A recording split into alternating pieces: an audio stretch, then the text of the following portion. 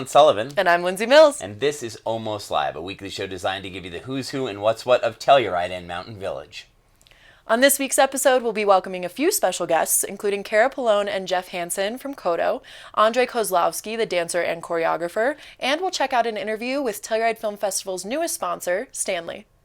Patrick Legans, our wine geek food freak, is back, and he has a lovely zucchini dish for us. And then we're going to see some new episodes of Yoga with Barbara and Fuel Up. We'll head back to 2002 with a retro ride flashback to Telluride Film Festival interview with Salman Rushdie and Terry Gilliam. So he's going to sit down with a local business person on our new segment, Free Enterprise. They're going to talk about that business, and then they're going to leave with some free Telluride TV swag. Now over to Zoe and Catherine for the Warren Commission.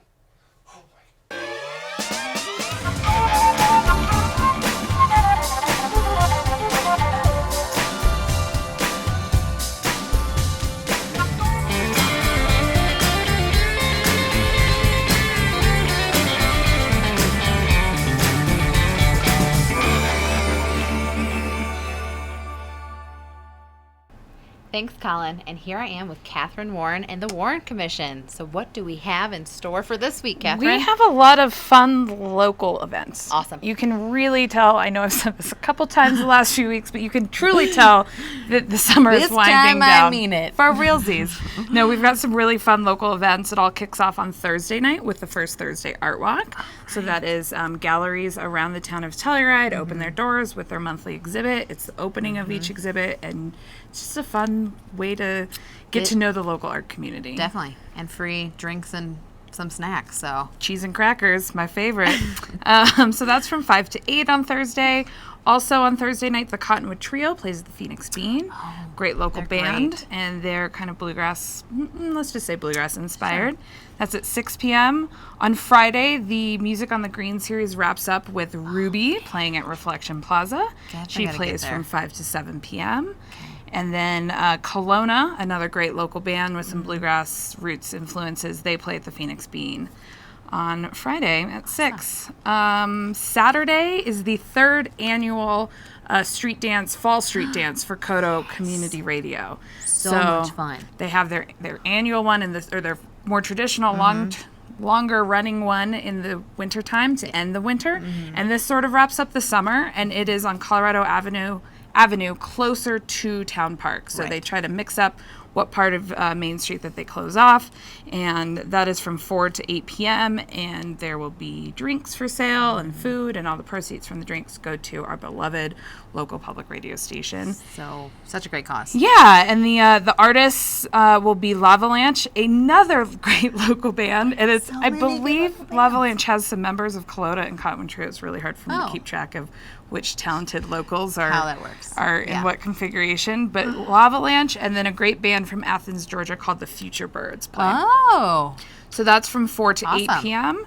And then the Opera House has a really fun band playing. They're sort of getting in the spirit for Blues and Brews, which starts next week, and they have Dwayne Dopsy and the Zydeco Hellraisers. I just want to clarify, is that guy in the poster in the big, king chair? Yes. Then I need to see him. Yes. Awesome. So he's super high energy, super fun. I mean, as the photo indicates, and Zydeco Hellraisers, awesome it's going to be a great time. Yes. And they play at 9 p.m. at the Sheridan Opera House, and tickets are available online at SheridanOperaHouse.com. Awesome. And, that's the sign of a slower weekend is less events in my book, but still very fun. But all very community oriented, which is great. So I'm excited to see all of our fellow community members out there enjoying the last little bits of summer. Just holding on. Just hold on. So thanks for that, Catherine. I really appreciate it. And now we're going to head to Patrick Legans, our wine geek food freak. So if you've run out of ways to cook that summer zucchini, he's got a new way to show you now, followed by Yoga with Barbara. So thanks again, Catherine. Thanks. Hi, I'm the Wine Geek Food Freak, Chef Patrick Legans. Today I thought I'd teach you a cool thing that you can do with zucchinis. Super simple, really great for antipasta platters, picnics, all kinds of stuff. So I've cut some zucchinis on the bias. I've got some hot oil. You don't want to overcrowd the pan because it'll drop the temperature of the oil too much. Also, after we take these first run out and we have to do these guys, you're going to want to let that oil heat back up because the temperature is going to drop a lot in this process. Just looking for a little golden color on both sides. put on a paper towel, or just a towel like I do. Put these guys here just to rest. They look pretty. If you're throwing a big party or anything like that, these are awesome. All right, then we start decorating. The next step is pretty simple. Now we're just gonna put some extra virgin olive oil right over the top, some red wine vinegar. You just wanna put enough red wine vinegar that you can see it moving on the bottom of the plate. It doesn't need to be swimming in it. And then it's salt. I'm using a crushed sea salt, a little black pepper, and some diced up mint. And there you have it. Zucchini and red wine mint sauce. Until next time, remember, all you need is good ingredients, some care, and a minute of your time, and you can eat like me, Patrick Legans, the wine geek, food freak.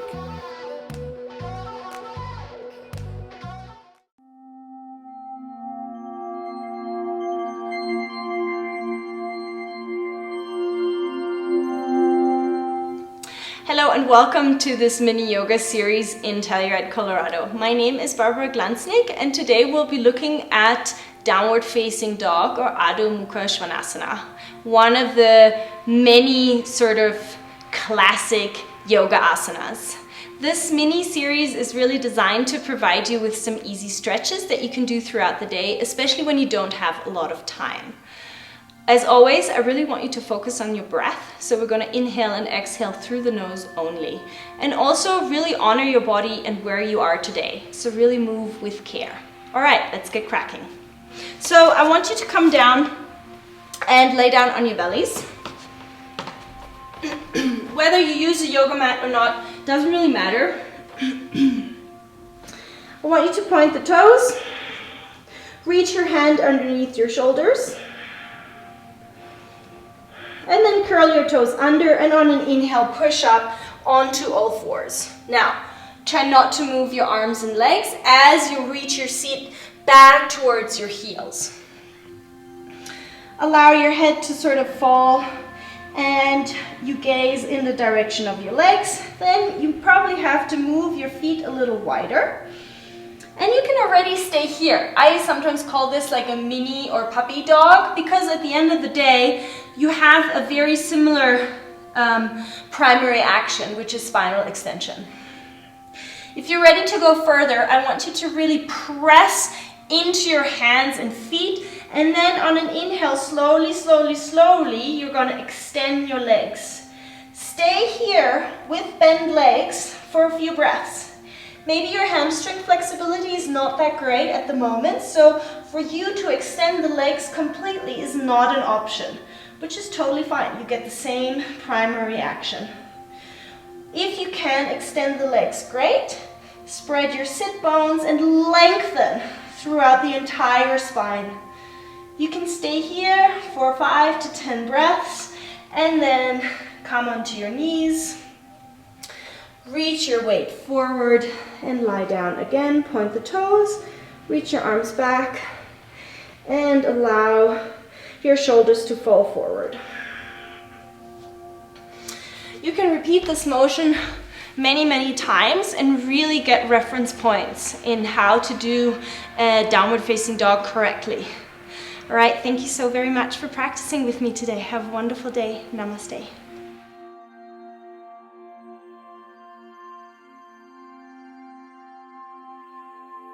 In a strange land, caught up in this game plan, trying to find my way back to the train station. Looking outside, but it's not a place, man, it's a state of mind.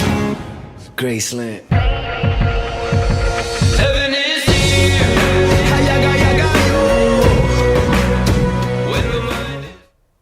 And we're back. And I'm here with our guest today, Andrei Kozlovsky. Hi. Nice to meet you. Nice to meet you. And you are the artistic director of Tanz Theater? Andrei Kozlovsky, yes. Right? And also, you are a local ski instructor? That's Is correct. that correct? Yes. Yeah. So I'm going to ask you like we do. Now, we asked you this the last time you sat on our couch. Was it about a year ago? Uh-huh. Because you did a whole... But tell the story a little bit, just a short version of how you came to be here. I started in theater as a kid, basically, and had a fairly long career in the theater. I danced for a touring company on the East Coast for many years, and at some point I felt I was spending my entire life in the dark. I would expect so, yeah. Yeah, theaters are dark. They don't have windows. You go in the morning, and when you come out at night, Yes. it's dark. Yeah. And I wanted to spend part of the year outside. And I've always loved skiing, so... And probably as part of the touring company, you were going to beautiful places and only seeing a snippet of them. Yeah, inside of theaters. Yes. Backstage. Yeah. And you did last year, so you returned to dance in terms of in our community, and you did one of your famous works, which is called Mimon, right? Correct. Yeah. Can you tell us about that? That's a piece that I hadn't done for, I think, 13 years at that point. So it was kind of thrilling to go back to that and see if I can actually still do that. Well, it's hard, right? Because you just get older and your body does different things. I'm sure you still look very strong and everything like that, but it went fine. Yeah. I'm an actor myself, so my wife and I run the theater company. So the idea. I'm 40 now, which I know, it's just that when you get older, you're like, oh, can I do this thing? Oh, I have to train for it. All those kind of things. But you had some local folks in it too. Yes, we added 2 local dancers to kind of frame the work. Yeah. How was that? Just working with people who because again, before you were working with professionals all the time.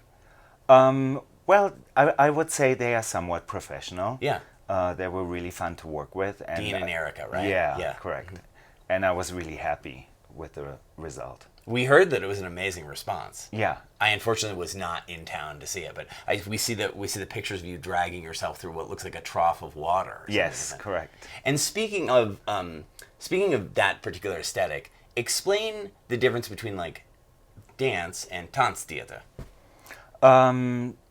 Tanztheater or dance theater is a German form of dance that was developed by not just by one person, but the most famous one would be Pina Bausch, who established that form. And it's not just abstract dance, but it kind of uses all forms of theater. It uses language, music, movement, so that the dancers are also actors. So it's kind of like a... It's like everything. It's like a pastiche of different things. Correct. In fact, I know that when we do theater, we often think of we always want dance and music in our theater when it's because we do a lot of original work, and that's the thing that we're always attending to, which is why I think Tanz Theater is so interesting. So you are, you've done a piece for Art Walk. So what is this now? This is a new piece? Yes, it's actually 2 works, and they are choreographed by Claire Porter. She's a New York choreographer and comedian. Okay. And again, it's really language driven. Okay. It's not abstract movement. It's certainly not ballet. Is it sort of commedia? Do you have clown in there or mime in there? Or anything? No, not really. But I mean, some of it is really funny. Yeah. Actually, and the movement is what she called action-based movement. So it's very physical. But also very theatrical and funny. Yeah, and then you also have just put together a short film, which is what we have to do now as artists in 2019. Right. Well, we actually did that a few years ago with Jennifer Keller, who I danced with for a long time on the East Coast, who's now a experimental dance filmmaker. And we shot the film out here at Alta Lakes. Oh, amazing. Yeah. Great. Yeah. So she put that together. So she did the shooting, but you did the choreography for the film. Yes, and I'm the performer. Amazing. Yeah. Great. And we're going to see that. We're going to see that pretty much right now, aren't we? Yes. Now, if we wanted to, just out of curiosity, are you teaching, or is there a way to get in contact with you if we like what we see, or we see you out, those kind of things? There's a local dance troupe who is always interested in collaborating. Go to our website. Okay. Tanztheater AK. Okay. Tanztheater AK.com. Okay. Andre? If you Google my name, you find it. Oh, there we go. There we go. You know, you could see him. You could see him on the slopes. You still teaching? Oh, yes. I bet you're yes. an amazing teacher because of movement. It's really fun. I bet you it is. It's really fun. It's lovely to have you in again. Thank you so And much. good luck with your performances. Thank you. Let's see that film by Andre right now.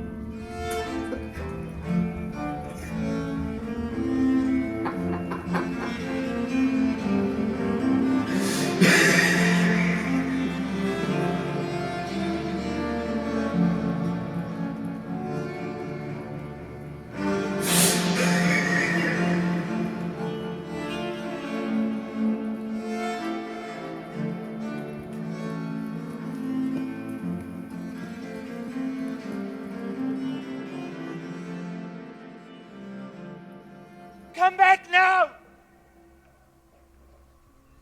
Come back now!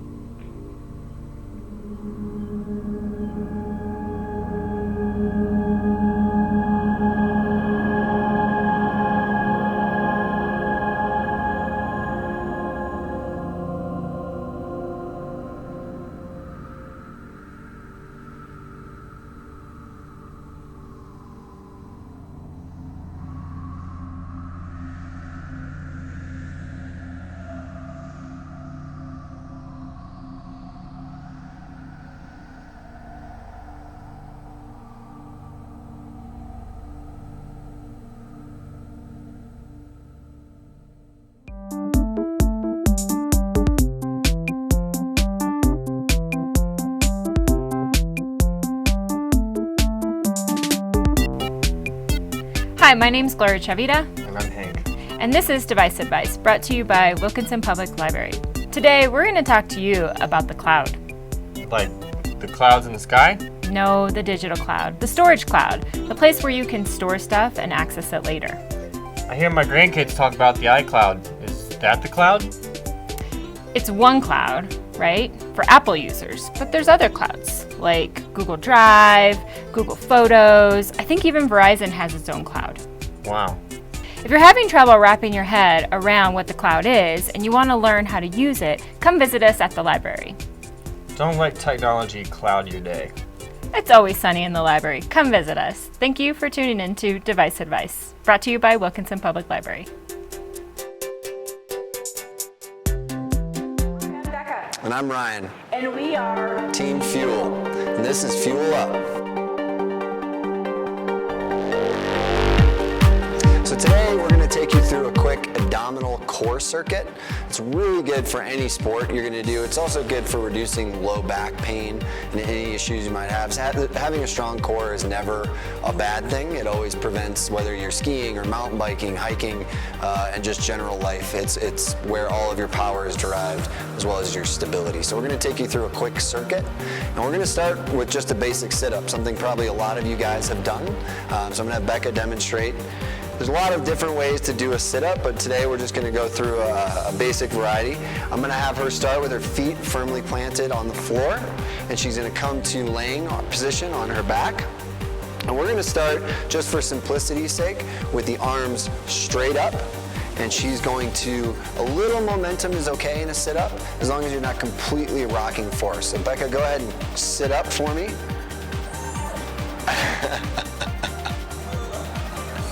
It looks like she can't complete the sit-up, which is, some people do not have the abdominal strength to do that, which is fine. In that case, we can use a little bit of an arm swing. So I'm going to have her bring her arms over her head and now use the momentum from swinging them forward to crunch her abs and come up. Modified sit-up.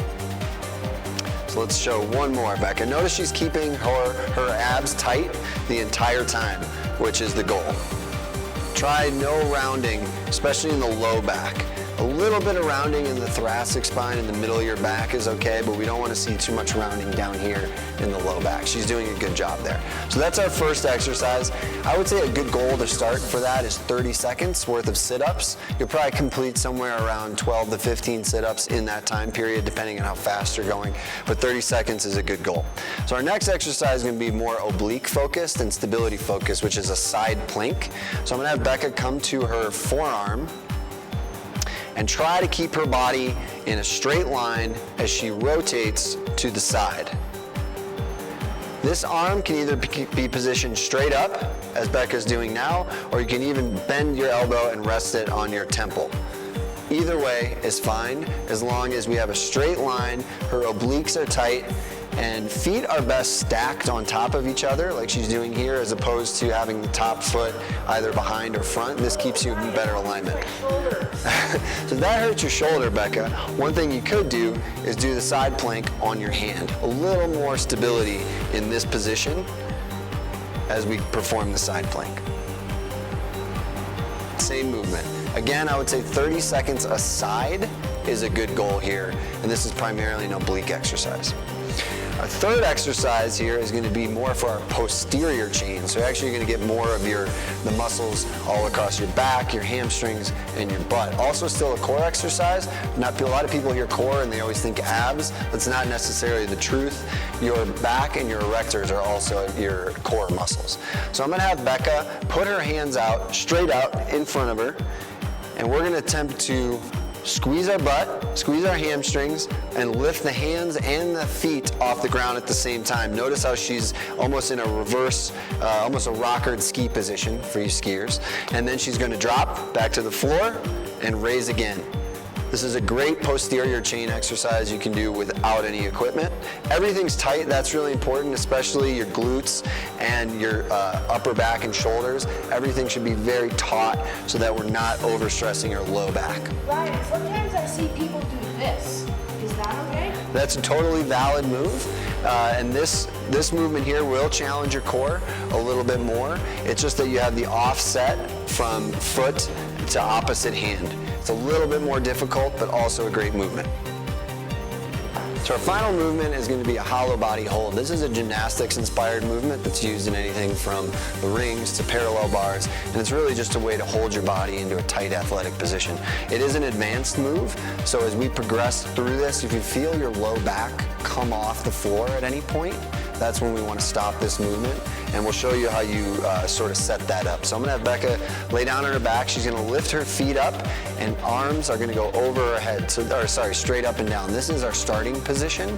Now what she's going to do is slowly lower her legs to a position where you do not feel your low back arch. Notice that her low back is in contact with the floor. This is an ideal hollow body position. If you can't achieve this, that's okay. Just try to stay a little more upright to the point where your low back is not coming off the ground. So again, 30 seconds is a great goal, longer if you're able to, but this is our final and most challenging move for this core circuit.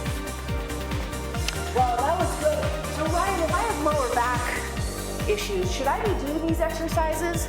I would say low back is actually something that benefits from core training. As long as you're maintaining proper posture, having strong core will really help your low back pain. Thanks, Ryan. Thanks, Becca. That was awesome. That was great. And thank you guys for tuning in once again. And please join us in the future as we have more routines here on Fuel Up. Welcome back. I'm Kara Pallone, and I'm the new executive director at KOTO Radio. And I'm here with one of my closest friends, Jeff Hansen, KOTO's outgoing development director.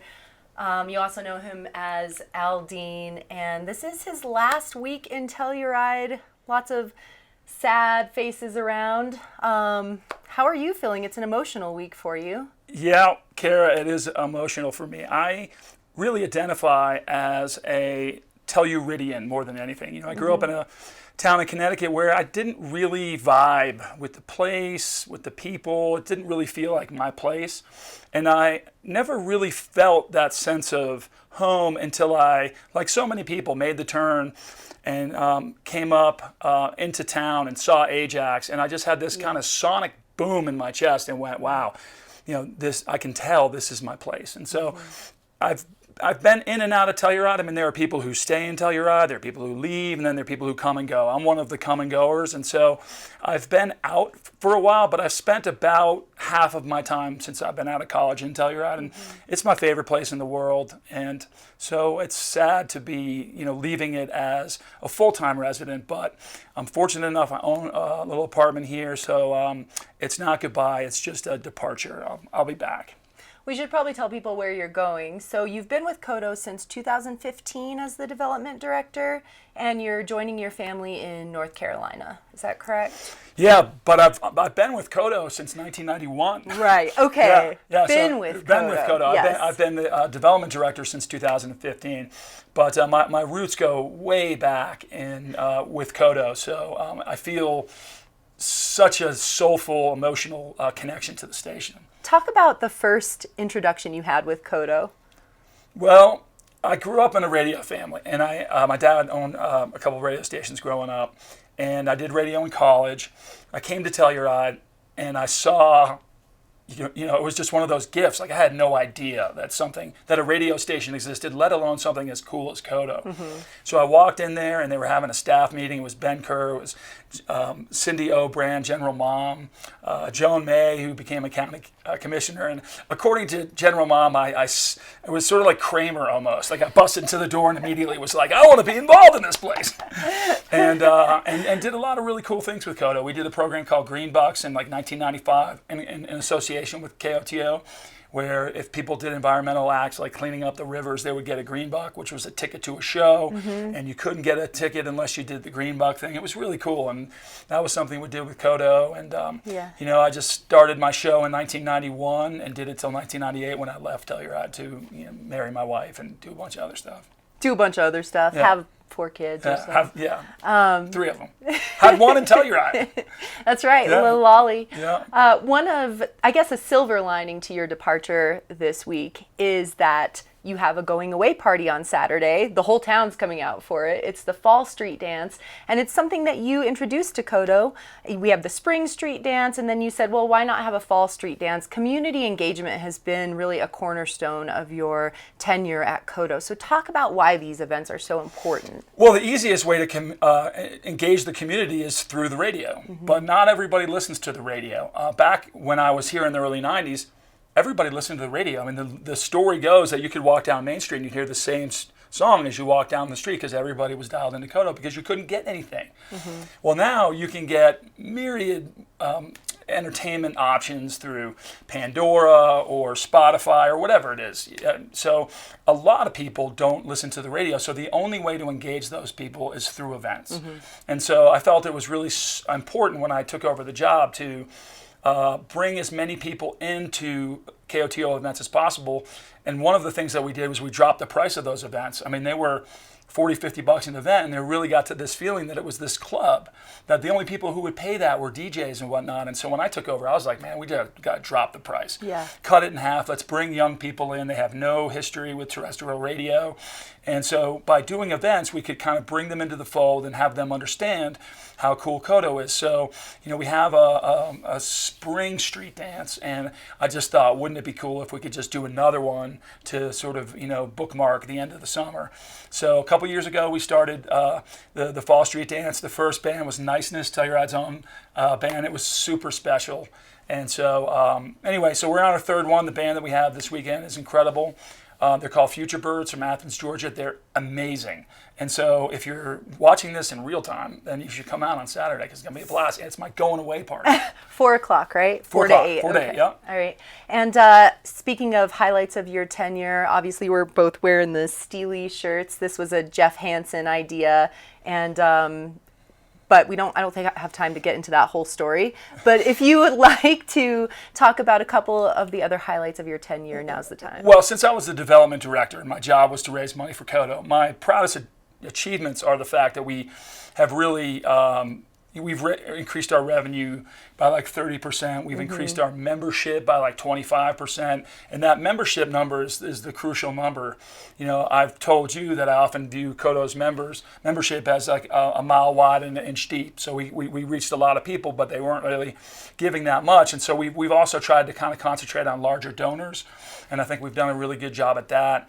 And so the sort of bread and butter aspects of raising more money, bringing more people into the fold is the thing I'm probably the most proud of. But we've done some bringing new iconography into the fold, and I've told you I feel strongly that KOTO's slogan should be the sound of Telluride since 1975, and going with our green iconic license plate as the symbol for KOTO, being like, we got to brand this thing as much as we can. So, I've sort of felt strongly about certain things, and there's been a buy-in from the staff and from DJ's community, and I'm proud that I feel like someone once told me before I even took the job that they felt that sort of the tenor at KOTO was reflective of the tenor of the community, that when KOTO was not doing well, the community was not quite as healthy, that when KOTO was doing really well, that the community was doing well as well. So I feel like I'm leaving my tenure with KOTO doing well, and hopefully the community doing well, and it's in and now it's in the capable hands of that one. On that note, that's all the time we have for this segment.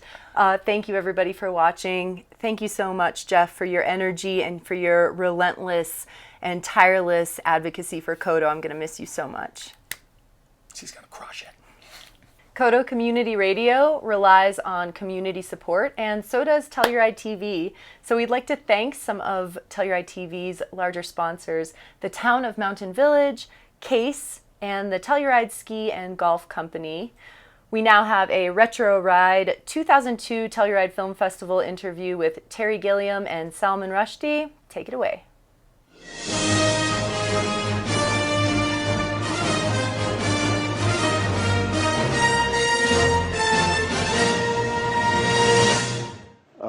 And I mean, years ago, I wrote an essay about Brazil. And the thing that I was interested in then, which may as well be a starting point here, the essay was called The Location of Brazil. And what it suggested was that clearly it's not in South America.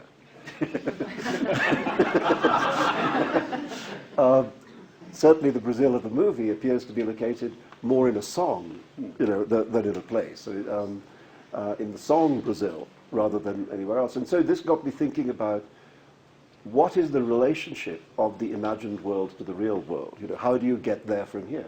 What is the road to Wonderland? I mean, where is the yellow brick road? How do you get to Brazil and back again? And so I just thought I might just start by asking you that. What do you think it is? When you were making a film like Brazil, which is clearly another version of the world, where did you feel the connection with the world that we actually are stuck in? I mean, I actually, preceding Brazil, doing the Python things, Life of Brian, etc., we always played, comedy seemed to play better, especially political comedy, or things we were trying to say that would bother a lot of people, if we could place them in a slightly different world. It was funny if you put on funny costumes and said the lines rather than just looking like, a room like this. And Brazil was really that. I've never wanted to make naturalistic films. I've always liked the idea that film is an artifice, and let's admit it right from the start. So we create a world that isn't true to a realistic, naturalistic world, but it's truthful is the main thing, is trying to deal with truth. So, I mean, I think it also comes from being a cartoonist. I've always abstracted. Cartoons always, push towards the grotesque. You twist, you bend, you shape. So it's not real in that sense. And so Brazil was that, but I think Brazil came specifically at the time from the approach of 1984. It was looming. And in fact, the original title of Brazil was 1984 and a half. Is what it was. Because Fellini is one of my great gods, and it was 1984, so let's put them together. Unfortunately, that bastard Michael Radford did a version of 1984, and it called it 1984, so I was blown. So Brazil was the title because of the song. And the song, again, you start these things out Brazil started I was out on a beach in Wales, Port Talbot, which is a steel town, and they bring the coal in from ships, and they're on these great conveyor belts. So the beach is pitch black. It's covered with coal dust. And it was a miserable, awful day, and I just had this image of some lonely guy sitting on that beach and tuning in a radio, and suddenly, and this music he had never heard before. There was no music like that in his world. It was there, and that would trigger things to believe there is another world out there, a better world. And that was America in the 40s. We were always going south to Rio and things. And I grew up in that time, and it seemed like the dream world was somewhere in South America where everything would be perfect. At the same time, That was a period when government was getting really interesting, especially in Germany with the Baader-Meinhof group, and academics had to sign loyalty oaths. I like that.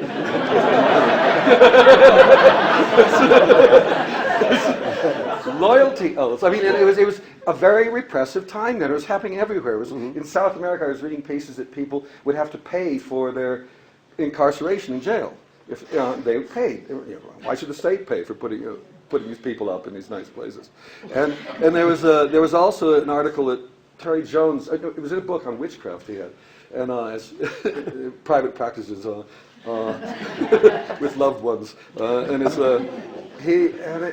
a 17th century cost sheet of what if you were arrested, put in jail, and thought to be a witch. If you were indeed convicted, you had to pay for everything along the way. You had to pay, for your food, for the incarceration. You had to pay for the piles of faggots that were used to burn you. Mm-hmm. Everything was. And then at the end of it, you had to pay for a party for the court that found you guilty. This is extraordinary. So let's get into the economics of a repressive regime. There was one of the great things about the witch hunts in England, particularly Oliver Cromwell's witch hunt in the 17th century, was that they had a test for a witch, and the test for a witch was to weigh the witch down with stones and throw them into a river, and if they drowned, they were innocent. Good for everybody else. They could sleep. So, it was one of the early examples of the double bind. Yeah.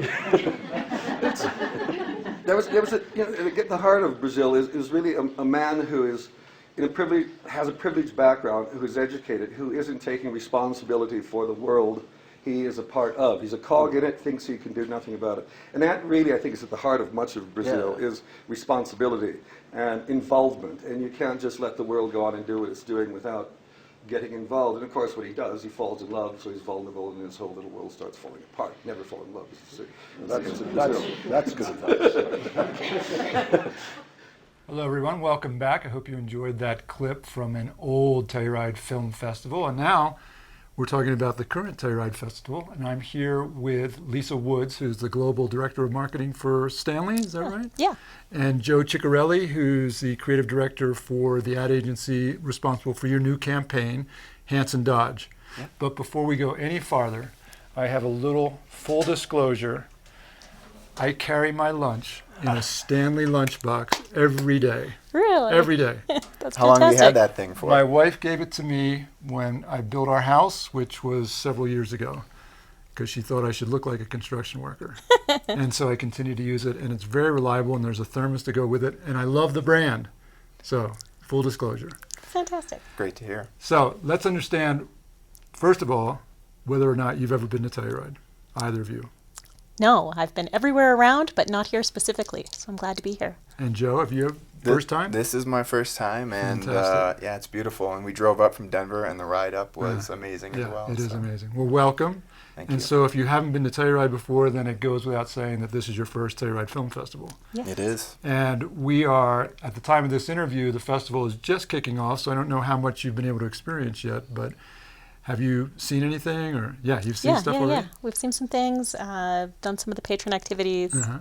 And so you are sponsoring the film festival as Stanley. Yes. So explain how that came about and what it means. For us, it was part of a bigger kickoff that we do have an ad campaign coming out right now that is really about Stanley's history in TV and film. Right. And so this seemed like a perfect spot to start that off for us.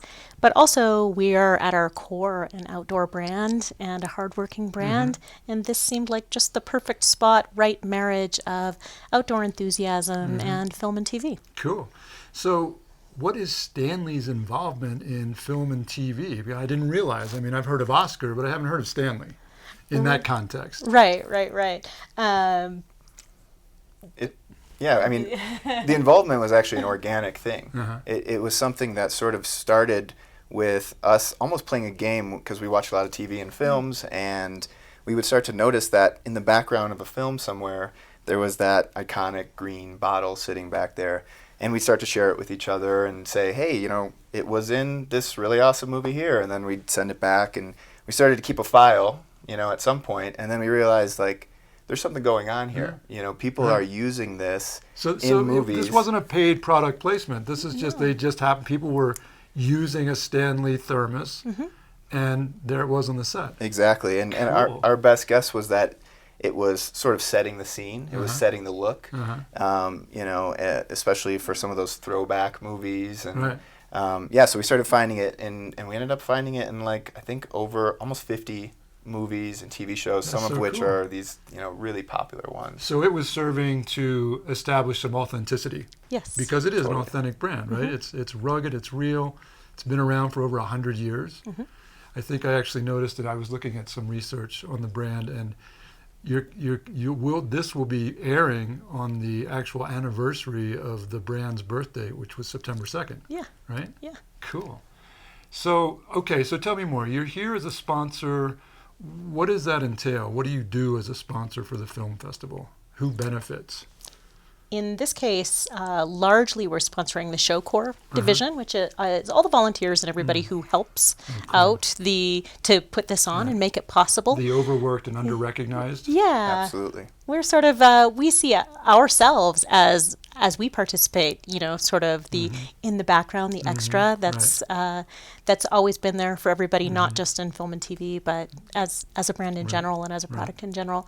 And we want to recognize that hard work and that grit that it takes to keep working until you are recognized or get to wherever you want to go. So we really want to support that. Is that a name only? So there's a credit, Stanley supports the volunteers, or they get something?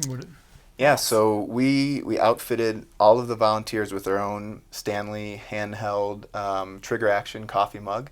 Trigger action coffee mug? Yeah, which is a new release. Yeah. It's basically a one-handed drinking coffee mug that looks like that classic green bottle, but it's made to hold 16 ounces of coffee and be able to drink with one hand. I hope you brought an extra. We probably have one somewhere for you, yeah.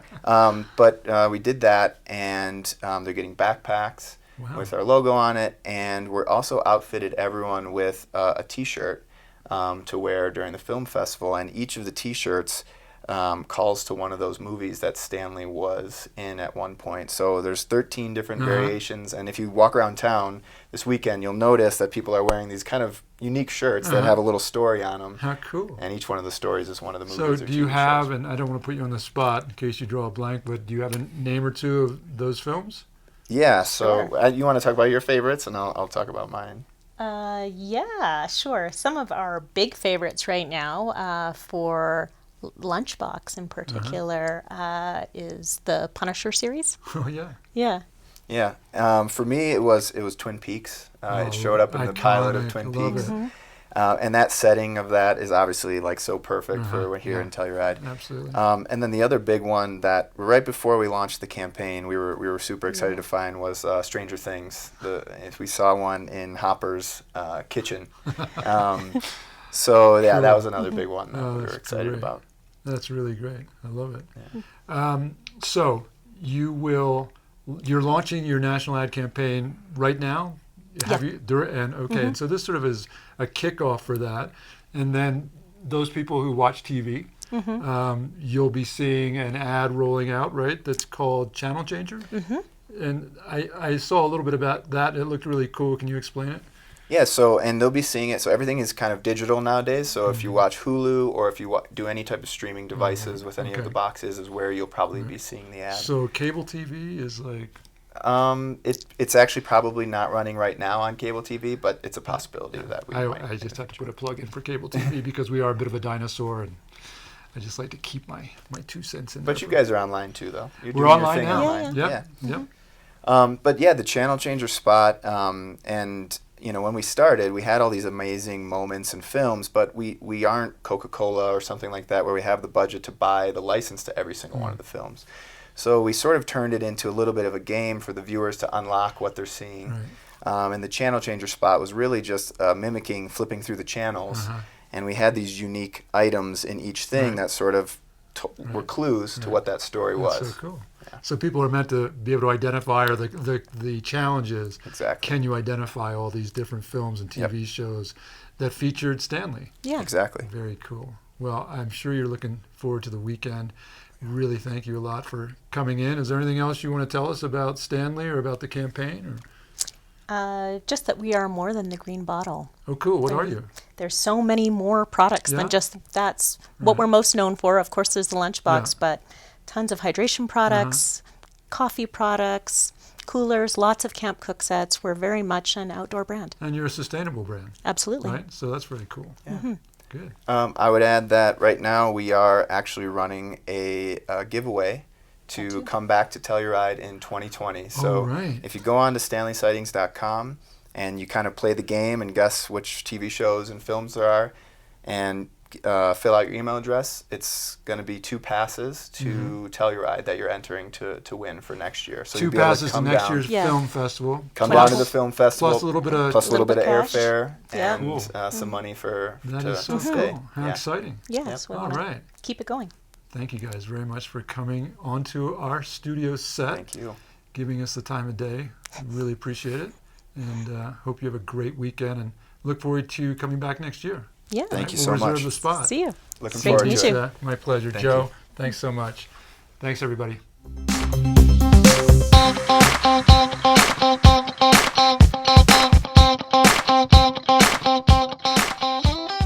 Thank you. And I'm Zoe Donnell with Free Enterprise, a show where we have local businesses enter our studio to tell us about their offerings and we give them a prize.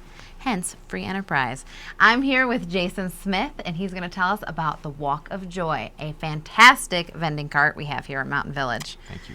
So tell us about the Walk of Joy that you and your wife, Joy, have put together, the story of how you came here, and what you're offering. Yeah, so the story of getting back to Telluride. I lived here in the early 90s for a couple years, right out of college. And I had a great time, loved Telluride, but needed more. So I literally bought a one-way ticket, put my backpack on, and flew to Thailand. Oh, wow. Yeah, right out of Telluride. And it was such a great experience over there that I stayed for about 13, 14 years. Oh, my gosh. And, I came back a little in between. Yeah. But, basically, I found what I was looking for over there in Southeast Asia. And along the way, I met Joy while I was living up in Chiang Mai. And so we had quite a bit of adventure over there together. We had a cafe in Laos for a couple of years in Luang Prabang, a really killer UNESCO city. Yeah.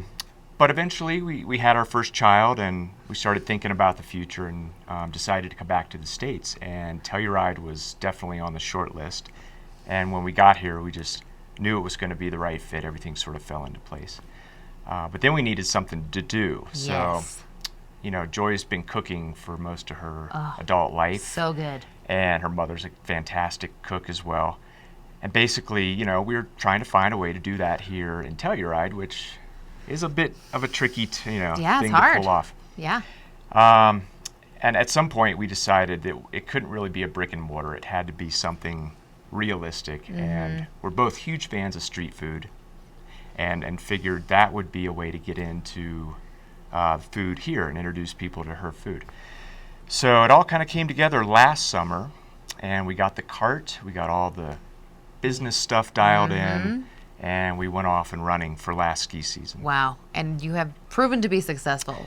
It was a killer first season. I mean, it was way beyond our expectations. I mean, I knew her food would be a highlight, and the price point was great, but I mean, it was wonderful. Yeah. The response from the locals, very positive and really encouraging. And that got us through last winter, which was a tough one, and lots of snow and cold weather in January. Yeah. Way to go, Joy, for braving it, and you standing out there. I can't believe she as a Southeast Asian tropical person, really just standing out there in her winter coat, right. No, but you really have become a staple here in Mountain Village, so I know everyone is really appreciative of that. Yeah. So where do you see the future of the cart or the menu and the offerings? Yeah, the cart, being a food cart, it's limited in how much scope it can produce every day. So what we've done over the past 2 seasons is really figured out what people want on a daily basis and where we can focus our energy most efficiently and effectively. And that is always going to be the pad thai Yes. and the curry of the day. So I am going to make you quickly tell me the story of Pad Thai. Oh, yeah. So when we were putting together this concept for the food cart, we were like, all right, what kind of 2 or 3 items will work on this cart and what will people love to eat? And I'm such a food snob that I said, nah, Pad Thai is too generic. Everybody knows it. We're not introducing them to anything. And Joy's like, yeah, but, Phrang, which is the Thai word for foreign people, they love Pad Thai. That's their favorite thing. They're going to want to eat it.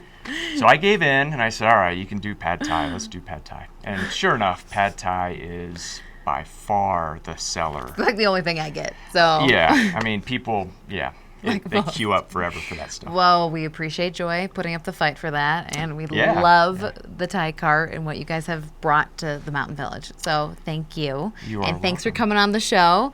You definitely deserve a prize for this one. So you get a Telluride TV coffee mug. Sweet. So thanks again, Jason and Joy, who's Thank you, too Zoe. shy to be on camera, but we appreciate all that she's done too. So thanks again. Thank you.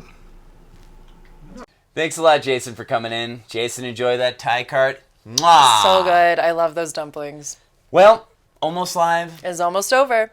But never fear, if you missed any part of this episode, you can catch us on 1304 in Telluride, Channel 12 in Mountain Village. You can find us on TellurideTV.org streaming live anytime, and you can find archival footage on the website anytime you like. That includes tap fashion shows, KOTO lip syncs, Telluride theater performances, music all over, and so much more. Local, that's how we roll, and worldwide, that's how we stream. Until next week. See you later.